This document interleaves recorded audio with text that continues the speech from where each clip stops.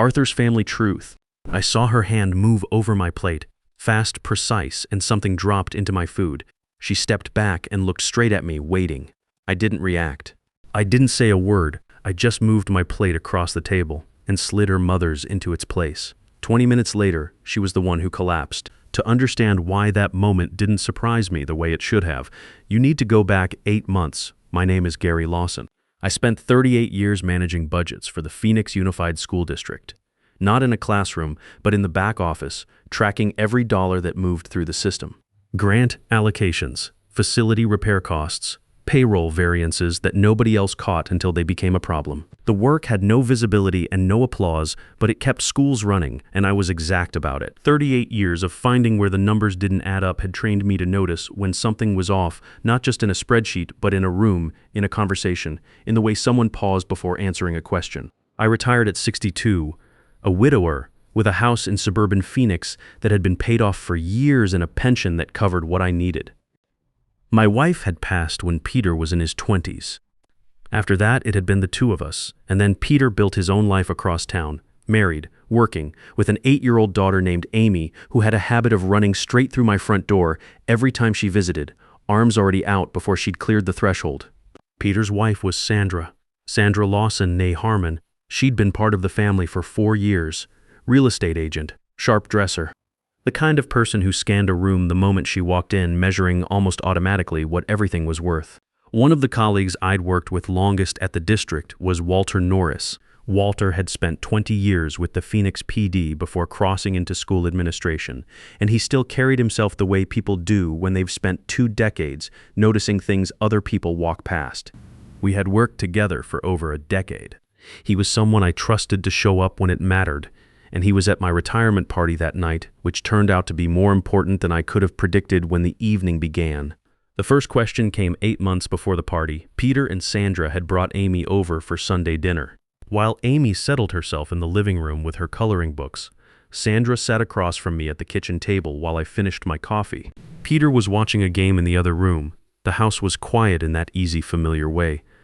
So, Gary, what happens to your pension once you're fully retired? Does it transfer to Peter at some point, or is it a fixed monthly amount just for you? I looked up. The question was casual. She was looking at her phone when she asked it, like the answer didn't particularly matter. I told her the pension was fixed, monthly, mine alone, tied to my years of service, enough to live on comfortably without touching my savings. She nodded slowly, still half looking at the screen.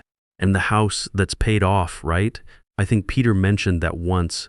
Has been for years, I said. She set the phone down and smiled. That's a strong position to be in. Honestly, better than most people manage.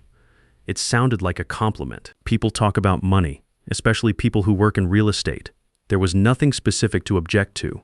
I finished my coffee and let it go. But the number was slightly off in the column, and I had noticed it. The questions kept coming over the following months. Not clustered together, spaced out, dropped into different conversations in different settings. The way you'd do it if you wanted the pattern to stay invisible. Sandra asked about my savings account. Not the balance, just whether I kept it at the same bank where Peter had his accounts, or somewhere else. She asked whether I had an updated will, mentioning that a client of hers had recently gone through a complicated estate situation and it had made her think about these things. She asked twice, in conversations weeks apart, whether I'd ever considered assigning someone power of attorney. The second time, I put my coffee down. Power of attorney is something people set up when they expect to lose control of their own decisions. I said. Sandra didn't flinch. She leaned back slightly and tilted her head, the way she did when she was reframing something, or when they're planning ahead. Most people wait until it's urgent, and by then the options are limited. I didn't respond. But from that point forward, I started paying closer attention. The memory comments came next. They started small. The kind of thing you could easily dismiss as offhand, meant well, not worth examining. If I couldn't immediately recall the name of a restaurant we'd eaten at 6 months ago, Sandra would say lightly, "Totally normal at your age." The brain starts filtering things differently. If I set my reading glasses down on the counter instead of the spot I usually used, she'd observe.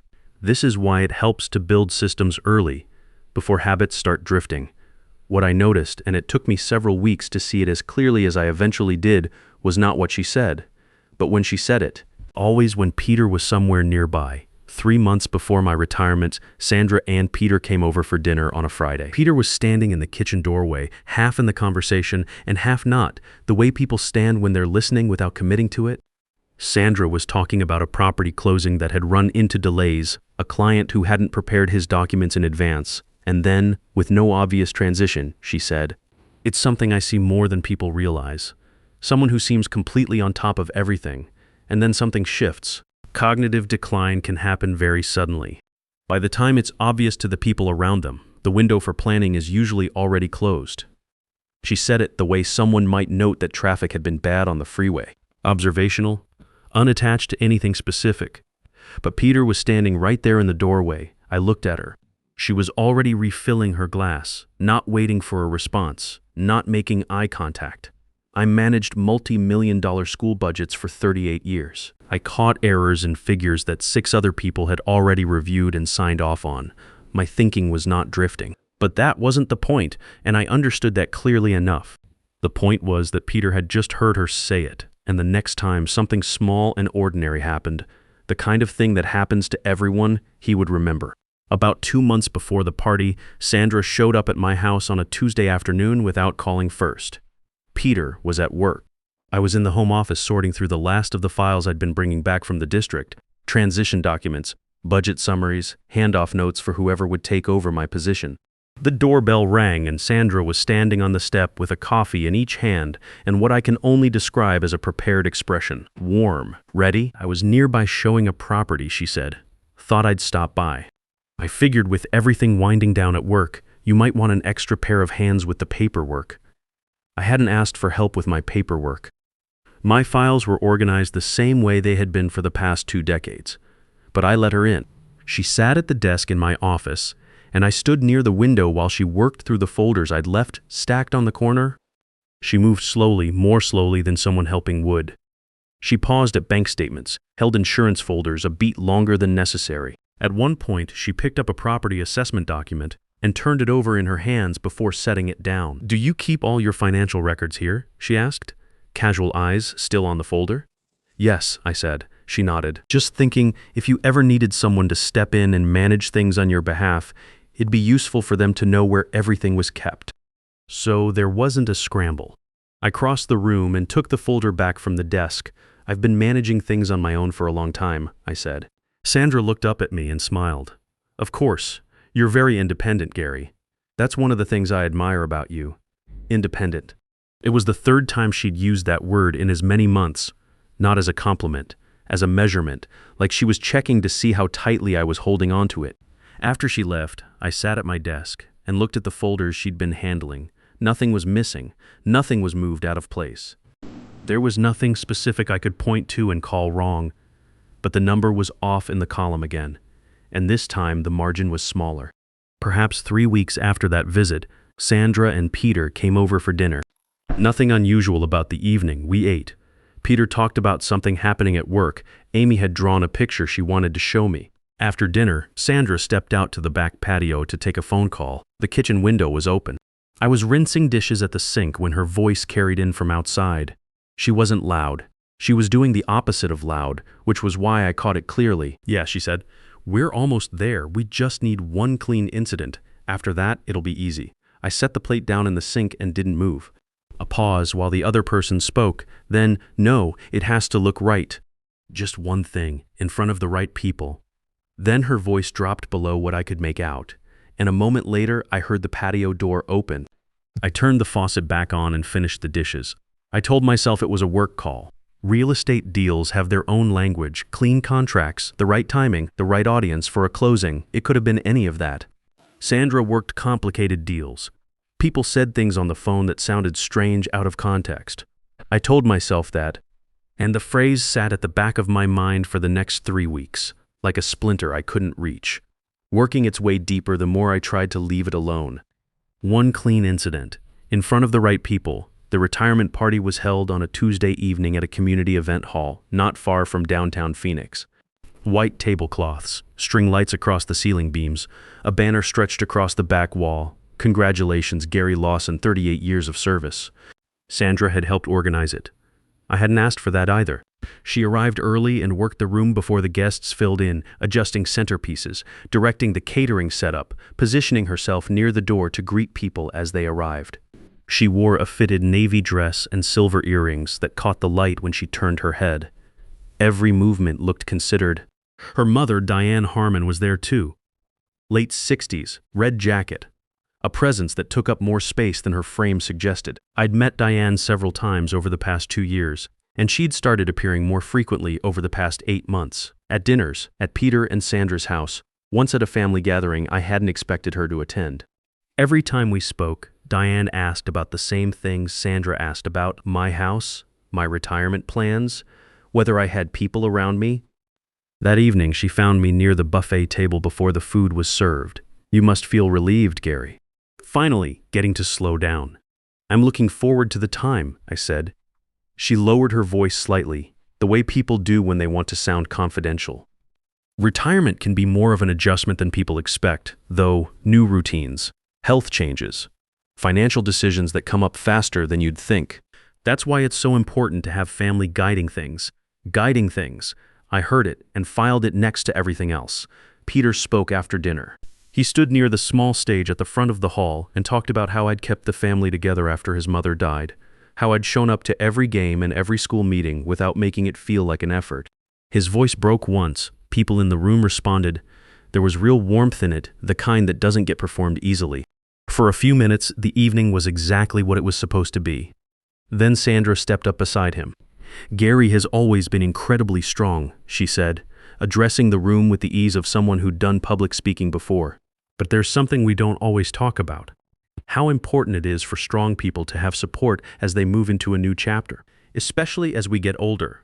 Several guests nodded. They took it as a toast, a sentiment. I took it as something else.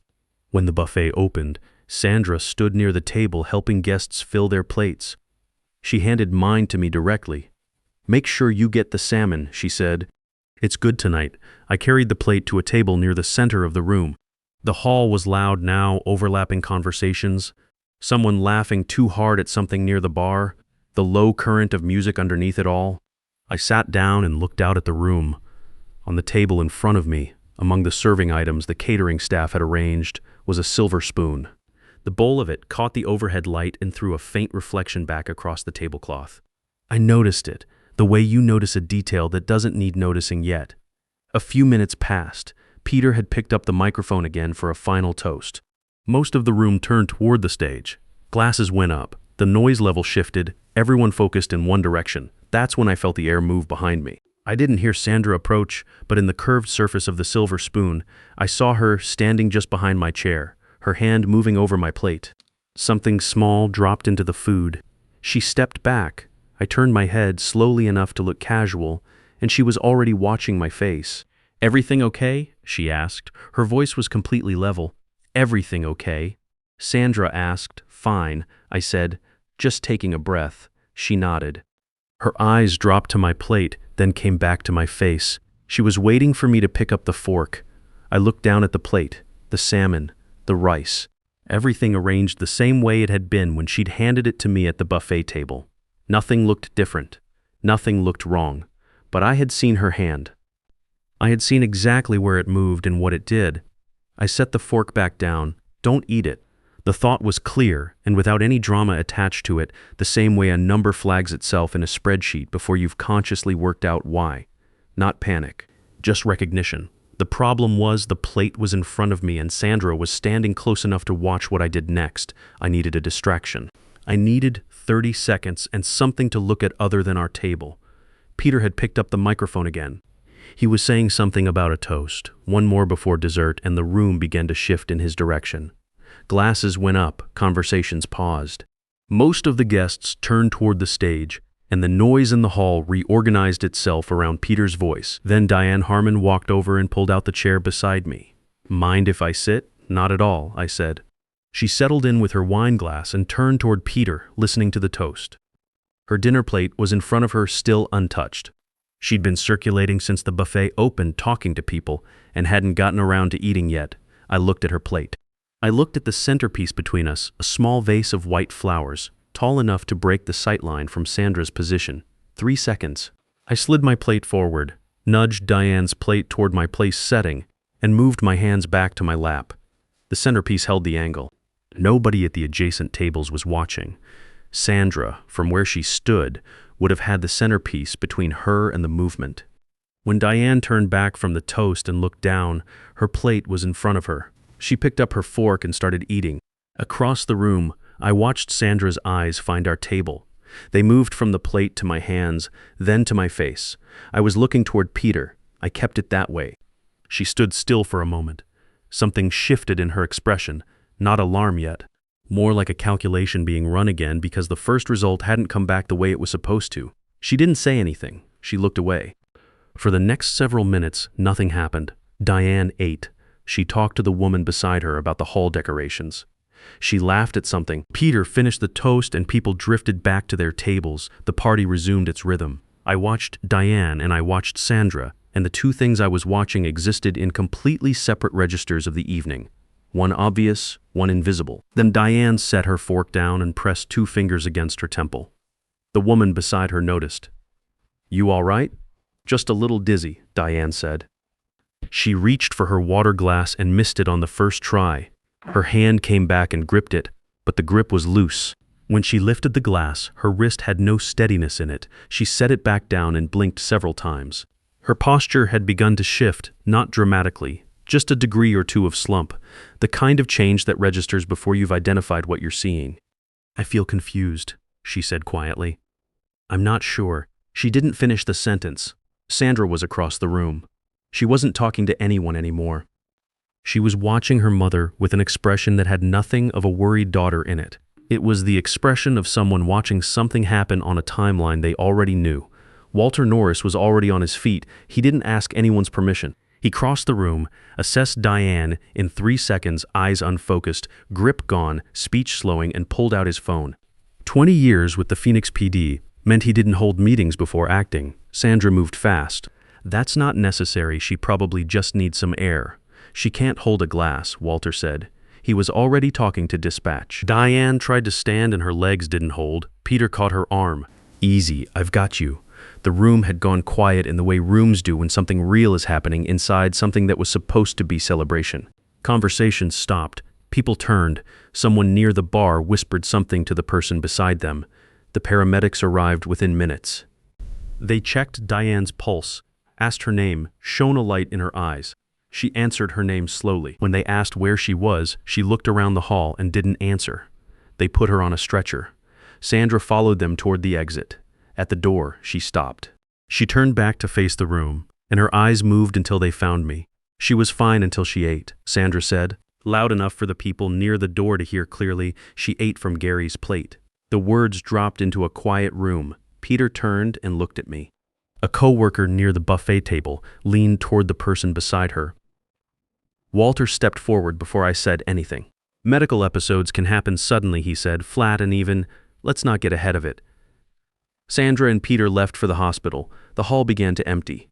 The catering staff started moving between tables with collection trays, and I stopped one of them. "Give us a few minutes with this table." Walter was already there. He looked at the plate in front of where Diane had been sitting, my original plate, still carrying whatever Sandra had dropped into it. And without any discussion, he walked to the buffet setup, found a large plastic container with a sealed lid, and came back. He transferred the plate into the container, pressed the lid down, and carried it to the cooler unit near the far wall. I watched him do all of it. He worked the way he'd probably worked crime scenes. No wasted motion, no commentary, just the task in the right order. When he came back, he stood beside me and kept his voice low.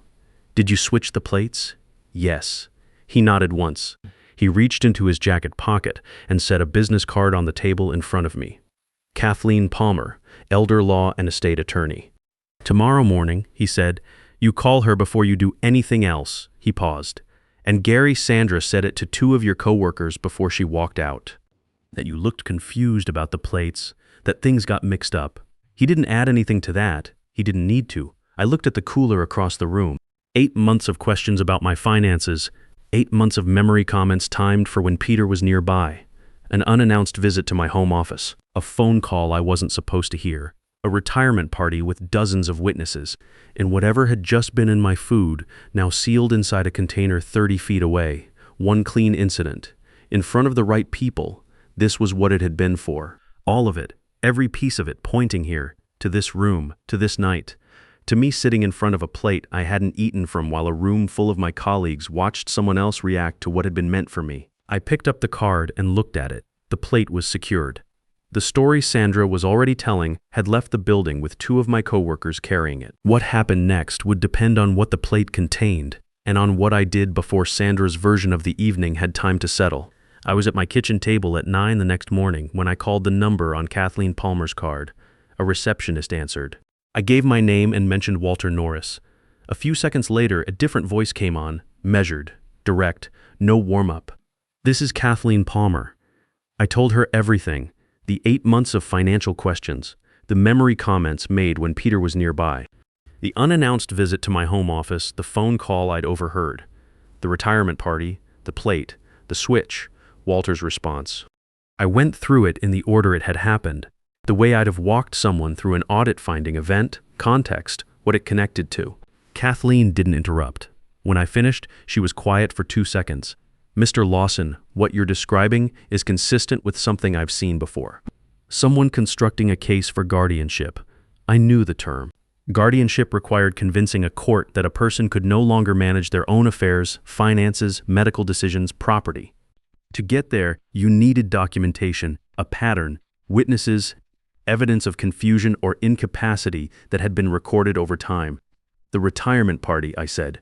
That would have been the incident, she said. A room full of witnesses, a transition moment employed to retired. Someone collapsing near your plate, in public, with your name already attached to it. She paused. And 8 months of groundwork already laid. We met at her office that afternoon. Kathleen went through my documents, confirmed that my accounts and legal instruments were properly structured with no external access, and drafted 2 additional protections, a formal notation that no power of attorney had been granted to any party, and a letter to my bank flagging the account against any third-party access requests. She also arranged for the container Walter had stored to go to a private laboratory for analysis. The result came back 3 days later. Prescription sedative, present in the food sample at a measurable concentration. Sufficient, Kathleen said, to produce dizziness, confusion, and temporary cognitive impairment in an adult of average weight, effects that would typically become visible within 15 to 20 minutes of ingestion. I looked at the report. The language was clinical and exact. It described, in the terms of chemistry and dosage, the same symptoms Sandra had been describing in conversation for 8 months. Memory slipping, confusion setting in, the need for someone to step in and guide things. The same day the lab result arrived, Peter called to tell me Sandra had consulted a family attorney about a guardianship petition. I passed that to Kathleen. She contacted Sandra's lawyer within the hour and presented the laboratory report. 2 days after that, Peter called again. His voice had the flatness of someone who hadn't been sleeping. Sandra's not moving forward with the petition, he said. All right, I said. A pause. The lab report, it came from the plate He stopped. I've been going back through it, Dad. I can't make her explanation work.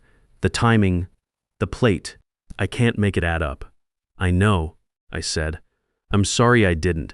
He stopped again. I should have looked at it more carefully. You were in a difficult position, I said, and that was true. He had been. Sandra moved out of their house by the end of that week. She went to stay with Diane, who had been discharged from St. Mary's 2 days after the party and was recovering at home. I didn't contact either of them. There was nothing I needed from that conversation, and Kathleen had made clear that the documentation was complete. The legal exposure was now on Sandra's side of the table, not mine. What Peter and Sandra did with their marriage wasn't something I could determine. I left that where it belonged. About a month later, Peter brought Amy over on a Saturday afternoon. She came through the front door the way she always did, running, arms already out. Grandpa, I held onto her for a moment. She smelled like sunscreen and something that had probably been a juice box in the car. She pulled back and immediately started telling me about a turtle she'd seen at school that week and what it had eaten, and whether turtles could recognize people, and did I think this one had recognized her specifically. I told her it probably had. Peter stood in the doorway while Amy set herself up at the kitchen table with a coloring book she'd brought. He looked like someone who'd been working through something for weeks and hadn't finished. I want to put things back together, he said. Between us, if that's something you're open to, it is, I said. He nodded and came inside. That evening, after they'd gone, I sat on the back porch and watched the sky go dark over the rooftops. The Arizona heat had softened by then, the way it does in the hour after sunset when the stored warmth starts releasing from the concrete and the pavement. I thought about the silver spoon, not as a symbol, just as a fact. A serving spoon left on a table by a catering crew who had dozens of details to manage and didn't give it particular thought. The curved bowl of it catching the overhead light at a specific angle in a specific direction. At the specific moment Sandra's hand moved over my plate. If that spoon had been sitting 2 inches to the left, the reflection wouldn't have caught anything. If it had been a different material or a different shape, the angle wouldn't have worked. 38 years of reviewing numbers had not saved me that night. One spoon in the right position had. Sandra had planned for the room. She'd planned for the witnesses, the timing, the narrative, the paperwork. She'd planned for who I was, 62 years old, retired, living alone, and what a court might be willing to believe about someone who fit that description. She hadn't planned for a silver serving spoon. The story above is a fictional scenario. The situation it describes, someone using small, sustained pressure to quietly undermine another person's credibility over time, is a pattern that shows up in real life more often than most people expect, usually long before anyone recognizes it for what it is. In my experience, the people who notice it earliest are usually the ones who've spent a long time paying attention to things that don't add up. Most problems that look sudden have been building quietly for a while. If something has been feeling slightly off for longer than you'd like to admit, what would it take for you to look at it directly?